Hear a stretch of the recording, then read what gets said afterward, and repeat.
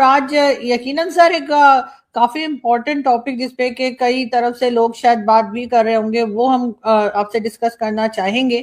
اور اس میں یہ کہ ٹرمپ کا تو آپ دیکھ ہی رہے ہیں ٹرمپ نے کس طرح سے وینزویلا کے جو پریزیڈنٹ ان کو اٹھا کے لے گئے ایسے جیسے کوئی مسئلہ ہی نہیں. ہمارے یہاں تو ایسے کچے کے ڈاکو کیا کرتے ہیں مگر یہ کہ وہ اس طرح سے کسی کو اٹھا کر لے جانا.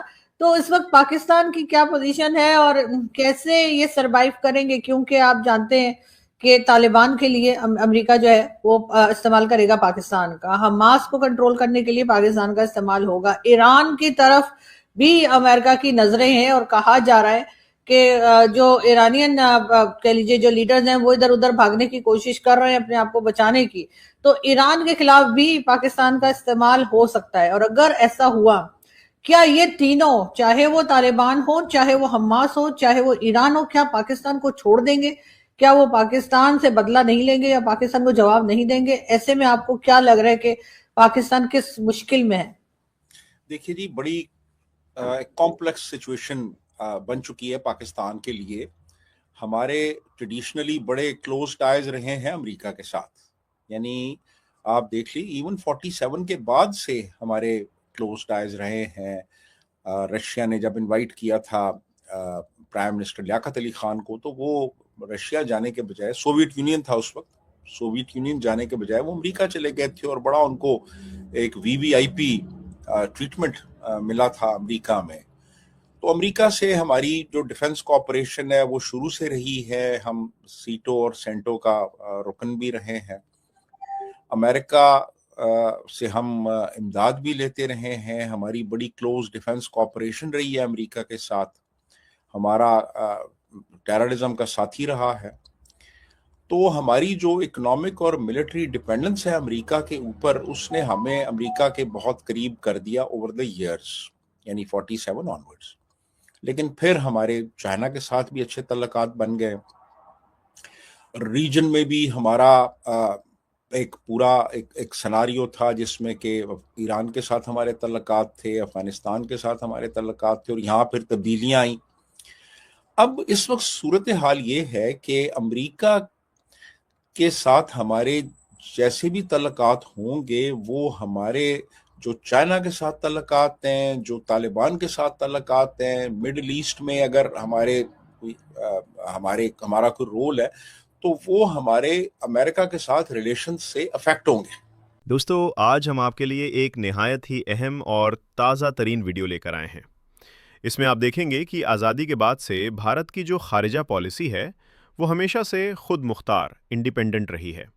یعنی بھارت کبھی کسی بھی ملک کے آگے نہیں جھکا اور اپنے تمام فیصلے اپنی قابلیت اور اپنے نیشنل انٹرسٹ کو سامنے رکھ کر لیتا ہے. بھارت کا یہی انداز دیکھ کر پاکستانی عوام اور وہاں کے دانشور کافی حیران اور پریشان نظر آتے ہیں. دوسری طرف اگر پاکستان کا حال دیکھیں تو وہ آزادی کے وقت سے ہی ایک غلام ملک کی طرح رہا ہے, جس کی فورن پالیسی کبھی چین تو کبھی امریکہ طے کرتا ہے. اسی موضوع پر آج آپ دیکھیں گے پاکستان کی مشہور جرنلسٹ آرزو کاظمی اور وسیم ملتاف کو, جو ہمارے پیارے ملک بھارت کے بارے میں گفتگو کریں گے اور اپنی حکومت سے کڑے سوال پوچھیں گے. یقیناً یہ ویڈیو کافی دلچسپ ہونے والی ہے. دوستو, آئیے اس موضوع پر مزید تفصیل اس ویڈیو میں دیکھتے ہیں. اگر آپ چینل پر نئے ہیں تو اسے سبسکرائب ضرور کریں اور ویڈیو کو لائک کرنا نہ بھولیں. اور اگر اور اسی طرح ان ممالک کے ساتھ ہمارے جو تعلقات ہیں وہ ہمارے امریکہ کے ساتھ تعلقات کو افیکٹ کریں گے. تو ہمیں بڑا ایک دیکھ بھال کے اور بہت ایک ٹائٹ روپ کے اوپر چلنا ہوگا اس حوالے سے, کیونکہ اگر ہم اگر ہم امریکہ کے بہت قریب جاتے ہیں اور امریکہ کو ہم یہاں پہ کچھ ڈرون بیسز دیتے ہیں یا امریکہ کی ہم اور یہاں پہ کوئی اسٹیبلشمنٹس الاؤ کرتے ہیں اگینسٹ طالبان, تو وہ ہمارے ملک کی جو اندرونی حالات ہیں اور افغانستان کے ساتھ تعلقات ہیں ان کو بری طرح وہ متاثر کریں گے. ایران کے ساتھ ہمارے جو تعلقات ہیں وہ بھی متاثر ہوں گے اگر کل کو امریکہ یہاں پہ ایران میں کوئی ایڈونچرزم کرتا ہے اور پاکستان اس کا ساتھ دیتا ہے.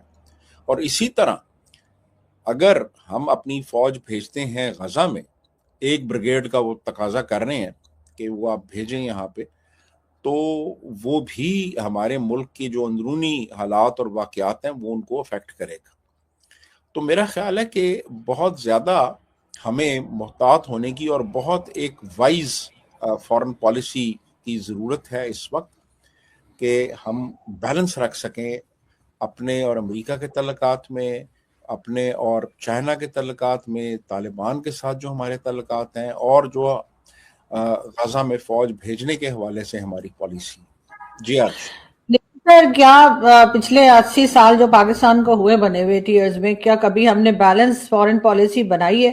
کسی زمانے میں آپ کو لگتا ہے کہ کبھی پاکستان کی فورن پالیسی انڈیپینڈنٹ رہی ہے, یا ہم ہر بار جو ہے وہ مجبوری میں ہی فورن پالیسی ایسی بناتے رہے کہ ہمیشہ کبھی امریکہ کے لیے اور کبھی چائنا کے لیے, زیادہ تر امریکہ کے لیے جو ہے ہم اپنی مرضی کے خلاف کام کرتے رہے ہیں؟ یا سمجھے کہ کچھ لوگ ایسے ہیں جن کو فائدہ ہوا, ان کو ڈالر ملے, سب کچھ ہوا, لیکن ملک کی 12 لیڈ سینٹ بجا دی گئی. کیا کبھی پاکستان اس 80 سال کے عرصے میں کبھی ایک بار بھی انڈیپینڈنٹ فورن پالیسی بنا پایا ہے؟ نہیں, ہم نے کبھی بھی انڈیپینڈنٹ فارن پالیسی نہیں بنائی. ہمارے ہاں جو بھی مختلف حکومتیں رہیں مختلف ادوار میں, خاص طور پہ جو شروع کے سال تھے, ان میں تو ہمارا واضح طور پہ ٹلٹ جو ہے وہ امریکہ کی طرف ہو گیا. ہم امریکہ کی جو ملٹری الائنس تھی اس کا حصہ بھی رہے, اور پھر 58 میں مارشل لا آ گیا, اور ایوب خان تو بہت زیادہ پرو امریکن رہے. تو امریکہ کے ساتھ ہمارے بہت گہرے روابط رہے. پھر اس کے بعد جب افغانستان میں سوویت یونین آیا ہے, اور پھر اس کے بعد 10 سال وہ تھے, اس میں بہت ہماری کلوز کوآپریشن رہی, اور اس کے بعد پھر وار اینڈ ٹیرر شروع ہو گئی 9/11 کے بعد. تو ہم تو امریکہ کی گود میں کھیلتے رہے, وہ جیسے انہوں نے کہا ہم ویسے کرتے رہے. تو انڈیپینڈنٹ فارن پالیسی تو کبھی بھی نہیں رہی ہماری, تو انڈیپینڈنٹ فارن پالیسی کبھی نہیں رہی. ہم تو بیرونی طاقتوں کے اشاروں پہ ناچتے رہے, خاص طور پہ امریکہ. اب یہ ہے کہ چائنا کے ساتھ بھی ہمارے روابط کافی پہلے سے بہتر ہوئے ہیں اوور دی ایئرز. چائنا یہاں پہ اکنامک انویسٹمنٹ بھی کر رہا ہے, کافی اس نے انویسٹمنٹ کی ہے پاکستان میں. سی پیک جو ہے وہ پرائمریلی چائنیز پروجیکٹ ہے. تو اب بات یہ ہے کہ اب ہمیں بہت ایک بیلنس رکھنے کی ضرورت ہے چائنا اور امریکہ کے حوالے سے, کیونکہ چائنا بھی اب ہمیں ایک شک کی نظر سے دیکھ رہا ہے, اور امریکہ کے ساتھ بھی ہمارے تعلقات کوئی بہت گہرے نہیں ہیں اس وقت. تو ان حالات میں ہمیں اپنے ملکی مفادات کو دیکھنا ہے کہ وہ کیا ہیں, اور بیلنس بھی رکھنا ہے. لیکن انفارچونیٹلی ہماری جو پالیسی ہے وہ اوور دا ایئرز ایک ری ایکٹیو پالیسی رہی ہے. ریئیکٹ کیا, جی انڈیا نے یہ کیا تو آپ بھی یہ کر لیں, انڈیا نے ایسے کیا تو آپ بھی یہ کر لیں, انڈیا نے ایسے کیا آپ بھی یہ کر لیں.